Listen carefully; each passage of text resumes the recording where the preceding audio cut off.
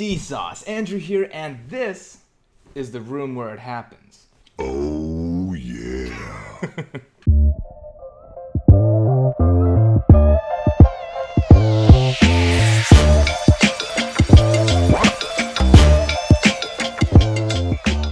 This is an amazing gift by my best friend for my birthday, and I have to say, it's just a little sneak peek of the kind of cool stuff that I want to show off for my birthday celebration a little later in this week. It's going to be an episode about my gratitude towards you guys, 1,500 subscribers, but for now, we are going to talk about something else. We're going to talk about the fact that the job market is still really cold, especially for people with less than 1 year of experience. Today, I'm going to answer the question, what happens if you still cannot get an interview? To answer this question and way more, I'm going to bring in my first Patreon patron, Francisco. He started becoming a supporter of mine 2 months ago, and ever since, he has been one of the best engagement people in the entire community. We cover a ton of stuff, so I've added tons of timestamps so you can answer questions like, how do I get my application notice? What if I have less than 1 year of experience and I keep getting auto-rejected? And how do I smash the like button for the YouTube algorithm so that YouTube knows that you like this video and shows it off to more people, and then my channel gets to be seen by more people just like you. For context, Patreon is something that I started as a tip jar, something that helps me support myself as a transition from a data scientist to full-time YouTuber. It's something that supports me putting hours of work into each video other than the ad revenue, $0, and sponsorships from partners, $0. If it's not clear, making money on YouTube isn't super easy, but I would like to leave you with a teaser for how I've been able to make a couple hundred, if not a couple $1,000s on YouTube already without even being monetized. And now, with all those teasers and all those plugs for my Patreon and other links down below, you can check them out, I'm gonna leave it to me and Francisco. Thank you guys for being you, and I'll see you at the end of the video. I'm all right. Hey, how's your birthday weekend going so far? It's going. It's a little crazy. I want to shower. I knocked over some ceramic, and I suppose that's the general gist of everything so far. Oh shit, that sucks. Oh, by the way, that last video, Oh, good? that's probably my favorite one, man. Like it resonated with me a lot because of just a lot of the stuff that's happened to me job wise, and it's like man, like where was this when I was in my 20s? like a lot of the stuff and it's been the last couple of videos, like a lot of the stuff with like, like your job, doing the whole we're a family thing and screwing you over, and your boss taking credit for all the work you're doing, or your manager. I don't know, remember if that was that video or a previous one. Yeah. Where he said like choosing the management route, or the like, all that happened to me in like the last 2 or 3 jobs. So I'm just like, shit, yeah, he's absolutely right. That's exactly what happened. So it's like a lot of those hit home, and I'm like, man, he's spot on with this stuff. So yeah, keep up the great work, man. Like, I love your videos. That's why I signed up to be a Patreon. I've never done it for any other. A lot of people are on and say, oh, join my Patreon, and I'm always like, but I really like your content. Keep up the great work. Thank you, Francisco. That means a lot. I mean, No you were problem. the first one. I'm never going to forget that. And the fact is, making this content really makes me happy. It allows me to connect with people just like you.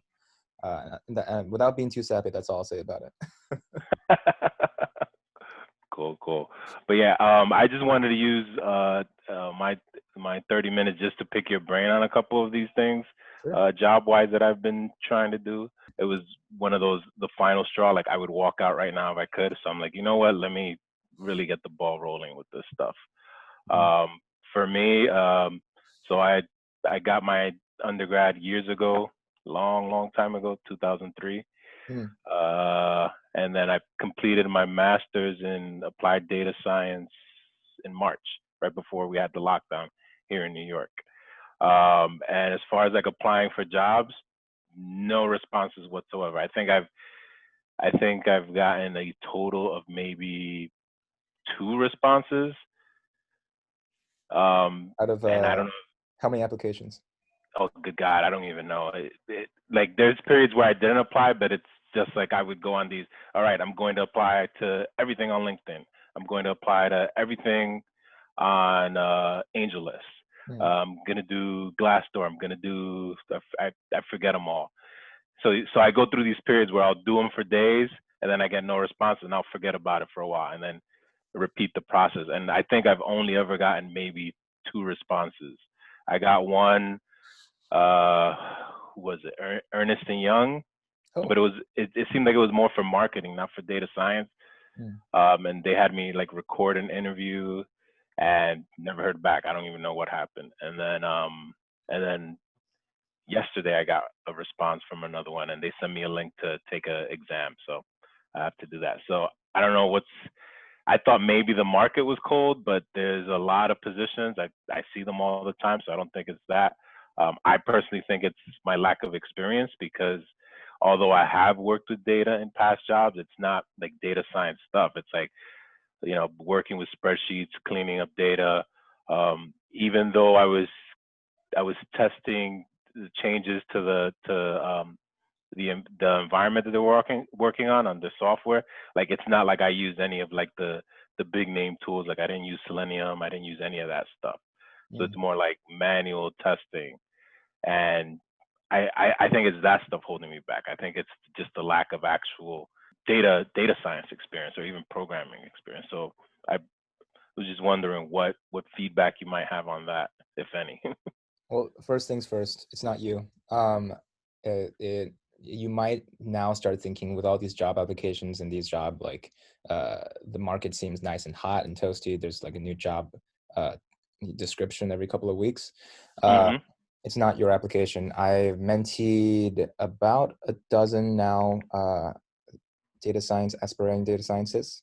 Hmm. And something about this year, of very many of them with applications that I've seen that I would deem very good, are barely hearing back at all. And now they're getting Wow. frustrated. And that's one of the caveats of the market, is that they, like many jobs where like you need experience to have more experience, Hmm. very few of them right now. Um, I think the best way to explain this is, like, you would never go to a second best uh, search aggregator. You would never use like Bing Hmm. when Google is available. You would never use Etsy when Amazon's available, right? Hmm. It's that people don't want to take the risk with the second best, even if your application is the second best, because they have to put in the work. And right now, with the market so volatile, that work element makes very qualified people disqualified. Wow. So the first thing is, it shouldn't hurt your morale to not hear back. It should Hmm. just increase your drive to make your application cycle more T-shaped. Way more applications on the bottom where you don't give two flips about them, right? Hmm. Uh, Go on AngelList if you have an AngelList profile, Hmm. and just hit apply until you're blue in the face, right? Make Yeah. sure that you apply to every single data science job. Remote, turn that on, right? Make sure that you have the vertical part of the T-shape too. So I've covered in my videos about how I would approach cold emailing nowadays, but it is an art of trying to create these week-long, month-long, year-long relationships that eventually pay off. Put yourself in the shoes of a user that has advice and a pain point, and that will connect you on a way bigger uh, probability than not having that connection. Okay. So those are the two things that actionable things that I would say, and the one morale thing that I would say. Uh, a big part of it is um, trying to see if you can swing unpaid or freelance work into more experience. And then the other half of it is, um, you don't really the biggest hack there is that all of the projects that you may have done or may not have done, right? They all count as experience. Hmm. They're just as real. There's like, just the fact that a company signed off and gave you a stamp that said this is real work is kind of like a hoax. It's just companies wanting you to have experience be a catch-22, right? You can't get it without having it first. So if you start building on a project, then build a company, incorporate something under a sole proprietorship, or without that step, build a page on LinkedIn, call it your Hmm. company, and then say, I worked for my company doing data science work. Okay.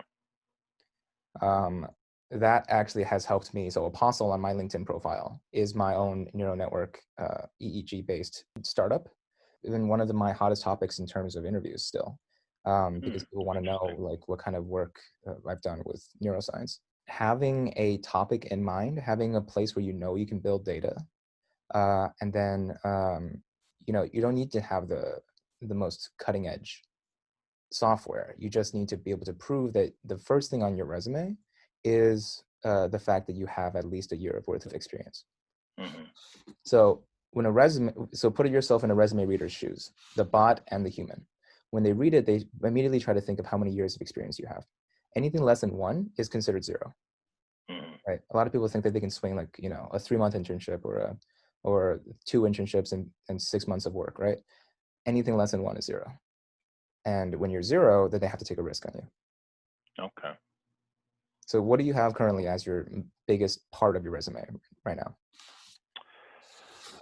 So I redid my resume to focus on my projects now.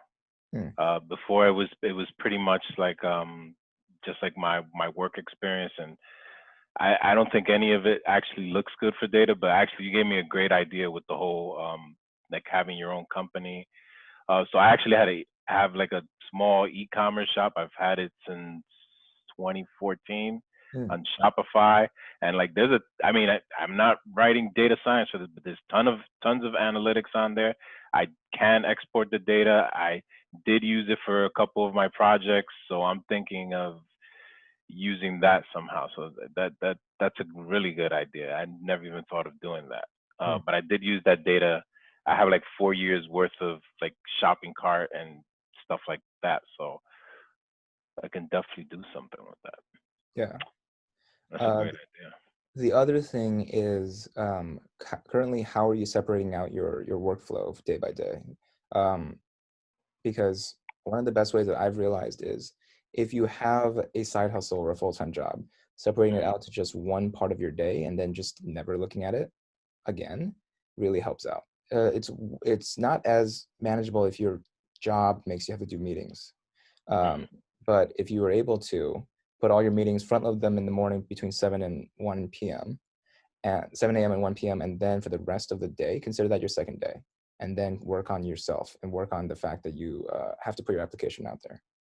yeah, that was a good video too. I started doing that, but my stupid job, now they're assigning me stuff that is not my job, and that's that. Anyway, um, with the resume, do you think I should focus on projects as opposed to that's like a template that Syracuse University gave us. So I put the projects on top just because like my work didn't really have any data stuff. So Yeah. like would that be advisable in your opinion to do it that way?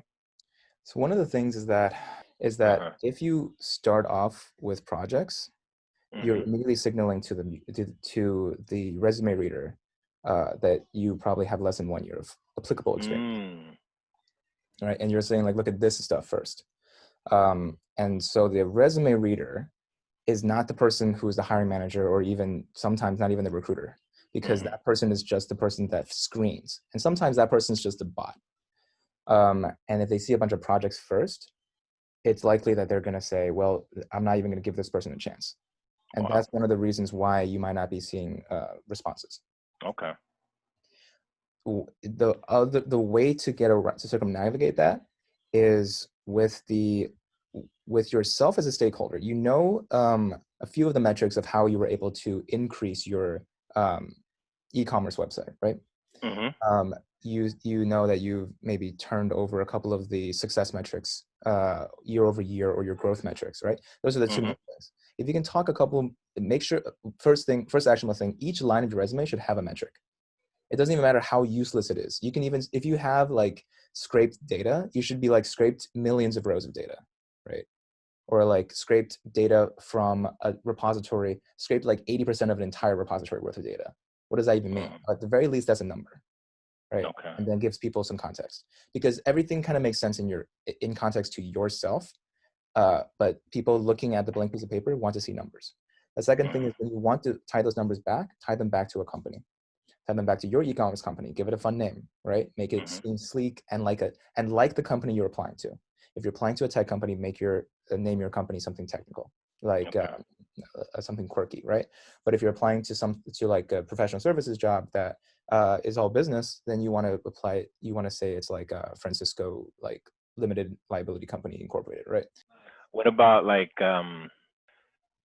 blogs? Like I so I started adding the projects to a GitHub page, like the blog page, Yeah. and I was thinking about like every time I hit like some kind of road bump on something that I couldn't figure out on my own, and I had to Google to figure it out. If it's something that took me a while to figure out, and I think it's something that other people might have problems with, I started thinking like, hey, let me create this as a blog post. So like I did one where I moved. I had a new computer and I wanted to move my environment completely to the new computer. All my packages and all my Anaconda packages, and I didn't know how to do it immediately, so I had to figure that out. And I'm like, hey, maybe someone wants to do that, so I did that.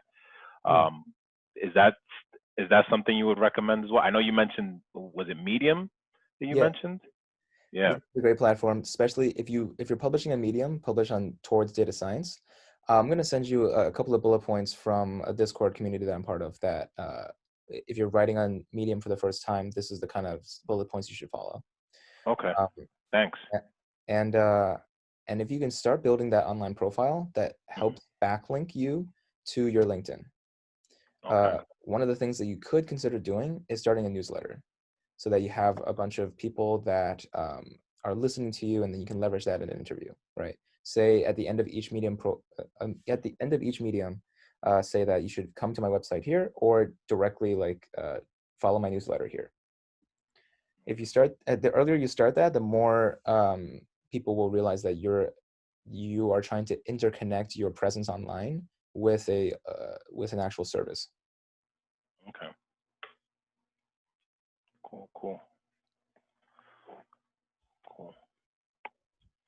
And then what else? Then studying. I already asked you a bunch of questions every time we're on. You have a live session about studying, so I have like a plan for that. Just because like SQL, I took one SQL class.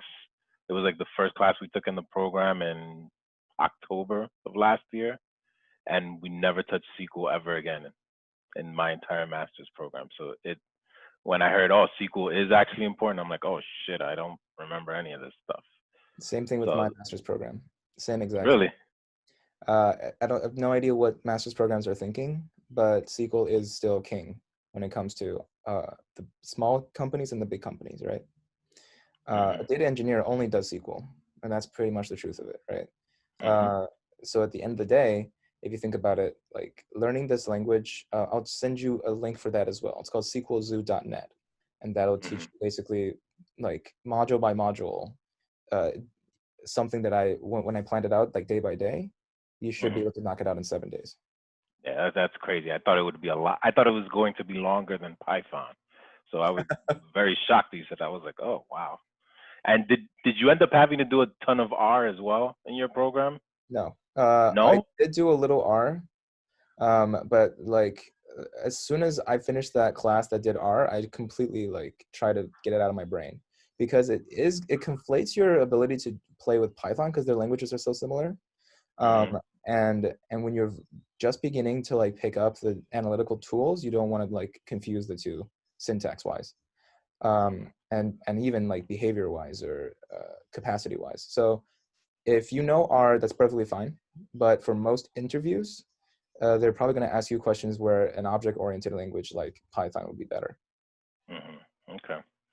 Yeah, I don't know why they focus so much on R in my program. It's like we did that one SQL class, a ton of R, and I think we started Python at the very end. And I'm like, oh, finally we're working on Python, but it was mostly R. Like actually, one of the other things I was doing just to give myself more experiences, I've been taking my R projects and trying to do them on Python.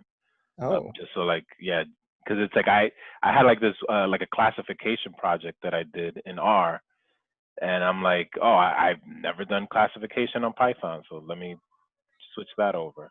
which do you think was easier? Um, I think R was easier to write, but it was I think the one that ended up being easier was actually Python because it was more interesting. So it was easier because it was more interesting, not because it was easier to do, if that makes sense. We're like kindred spirits. That's exactly what I think. Oh wow. I think R syntax wise is very simple. It's a syntactic sugar on top of every like complicated language like JavaScript and Java and C. But when it comes to Python, it's just much more like flexible, uh, Yeah, and it's still simple to read. yeah.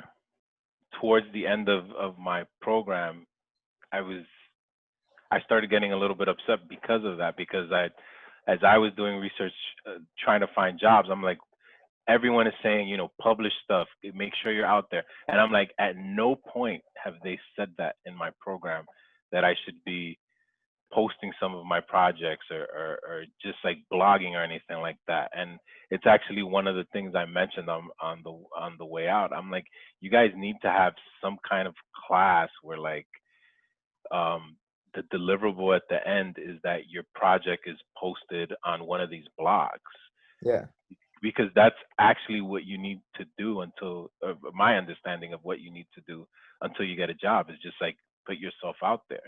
And at no point did anyone mention it, or anything in the program. I had to find that out on my own afterwards. And I know, no one's holding your hand in the master's program, but that should at least be mentioned, I think. there was a peer of Uh, mine in my master's program that was blogging by himself. And at the end of the day, I was like, oh my God, why haven't I been doing this? Because I actually learned a ton from his blog that I didn't oh even get wow. to learn from my master's. So I was like, yeah, I wish this was a thing. I wish people were told to do this because I don't know why he started doing it. He must have had an extra class or something that someone like you on the way out told the professor to take. Wow. Wow. All right. No, I think there's a lot of value in just having someone there, with the mentorship thing, with having someone there to like as your deadline. Because I think, especially now with most people being home with COVID, it's kind of easy to slack off. Like I use a lot of whiteboards. I have them all over the place, in the room that we converted into an office. And some of those things I haven't gotten to them because everything changed now. Yeah. Like we're not homeschooling, but it's pretty much homeschooling because this online, for my kids are really young, kindergarten and first grade, and yeah, online does not work for really young kids. So it's pretty much they give you an outline of what's supposed to happen at the day. They have a morning meeting, and you're teaching your kids the rest of the day until closing circle. Mm. So it's like balancing out your job. You have to teach your kids, and then somehow at the end of the day, I'm gonna do some data science. Yeah, it's extremely tough. You remind me of my dad. I was also in kindergarten when he was just doing like 5,000 things trying to pull it together. Oh Um, wow. your kids are lucky to have you. I'm sorry that the pandemic is happening during Yeah. that part of their childhood. Uh, it's homeschooling. I can't imagine how difficult it is. So you're a way more productive person than me if you can juggle that and data science. It's and actually I can't take all the credit for that. Like it took me a while to realize that was happening, but like my wife would just let me like work in my corner, and I wasn't aware of all this stuff. And one day I'm looking at her and I'm like, wait a minute, they're not providing any actual classes. And she's like, no, I do this every day. And I'm just like, Wow. wow. I'm like, wow. I'm happy that your job is super flexible and allows you to do this, but let me help. So yeah, so it's two kids, so we try to split them up as much as we can. But yeah, it's tough. It's very tough. Yeah. Trying to think what else, what other questions I might have for you. I think you gave me a lot. I think that idea of your private company and using that experience, that's a real good one. That's a very very good one. I'm kicking myself for not thinking about that. Oh, it's always so one thing you can rest assured is that even if you start an interview process right now, it's not going to get done until February anyway, because people are going on vacation. Q4 headcount is done. So you have to wait until Q1, and that's going to take at least a couple weeks in January when the HR teams have to come together. So at the very least, you're in hibernation. Keep working on your skills. Make sure your resume. I'm happy to look at it. Send it over. Okay, cool. Thanks. Make sure your resume is in ship shape on when the new wave of new applications come out. Okay. Oh man, I'm going to have to redo that format since I have all the projects at the top. A couple hundred people have already taken advantage of the fact that I've been letting my resume template go on my website. So you feel free to download that. All right.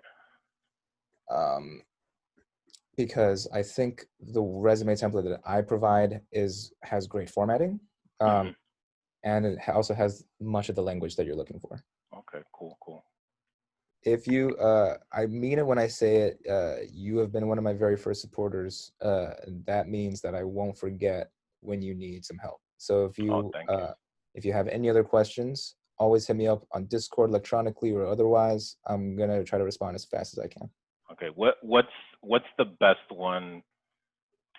Because there's so many ways. What's the best one in your opinion to reach out? Is it Discord? Is it Patreon? Like Discord, you will hear back from me in a single day. okay. That's email. I check religiously, but sometimes Discord is just way easier because there's less pretense. So one of those two. If you really need to reach out, try both.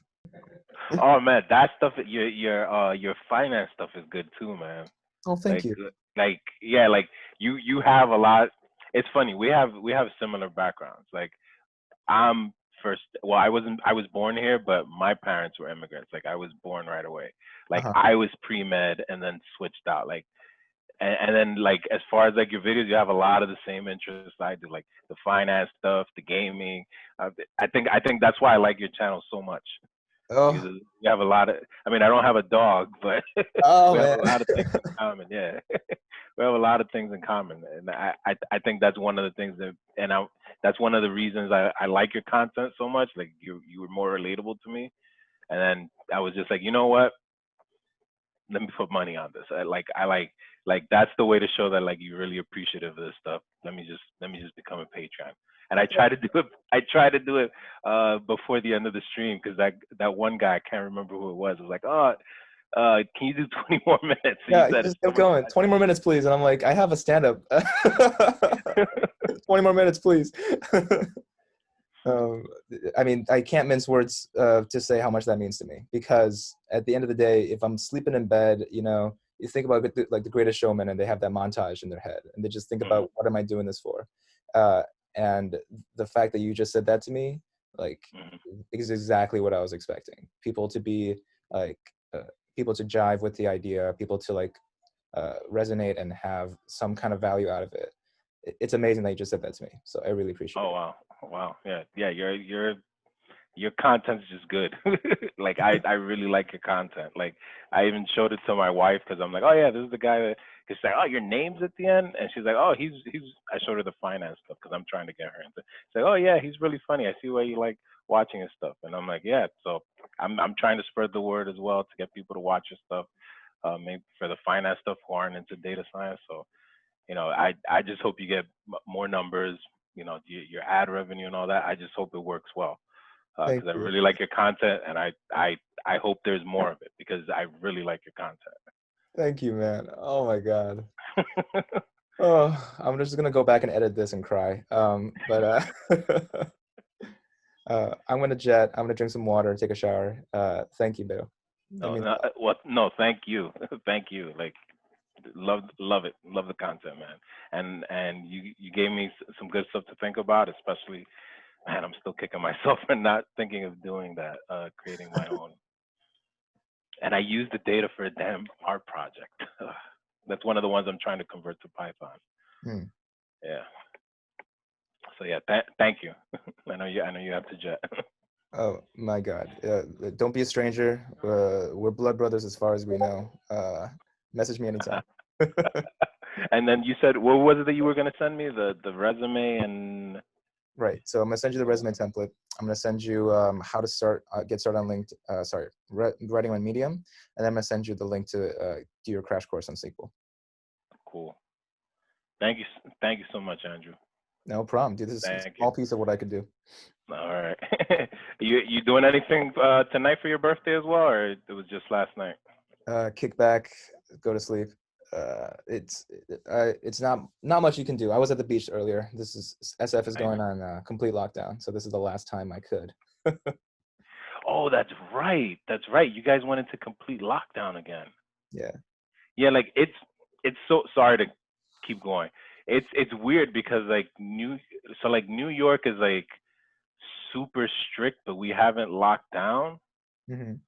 Um, like I think you guys allowed more dining than we like. We just opened the indoor dining like Yeah, maybe a we've month been ago or dining something. indoors. It's so dangerous. So I'm glad that's stopping, but they're gonna close all the outdoor dining too, and that makes me pretty sad. Really? Yeah, What's the weather like over there now? Like how cold does it get? very nice. I just had a nice meal outside. Um, in SF, usually it's like winter time, 50 degrees. Oh Today, wow, like that's not maybe bad. 60, 65. That's not bad.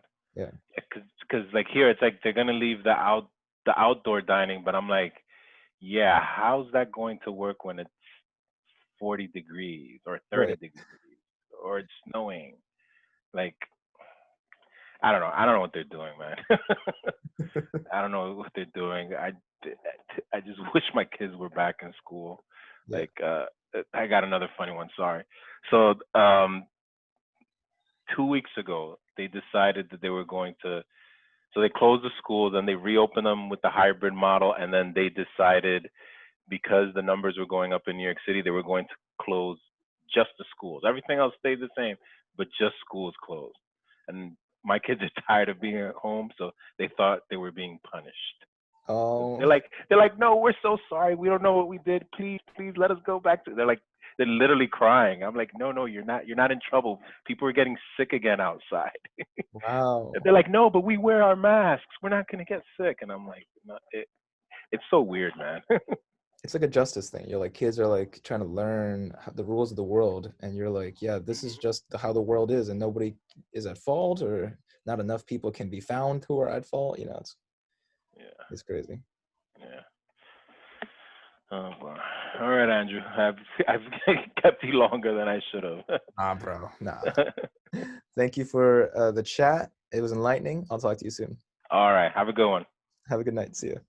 I hope that was helpful. I hope you took something away. I hope you enjoyed the Christmas tree in the very beginning of this video. I hope you enjoyed the fact that Francisco was incredibly forthcoming and honest about his experience. I hope you enjoyed the Kirby sleep helmet from my day in the life video. Check out the description down below if you want to see that, a day in the life of a data scientist, as well as the hand-painted painting of Meatball that was by my girlfriend. And finally, I'm just grateful that you guys stuck to the very end. So I wanted to leave you with a trivia question. Today I'm going to ask you why 0.05 is the value to beat when it comes to significance.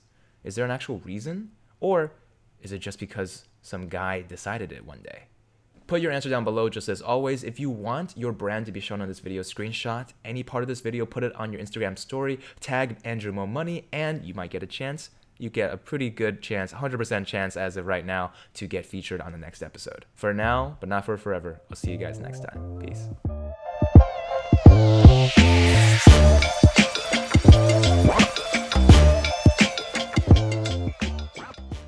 D-Sauce, Andrew here, and this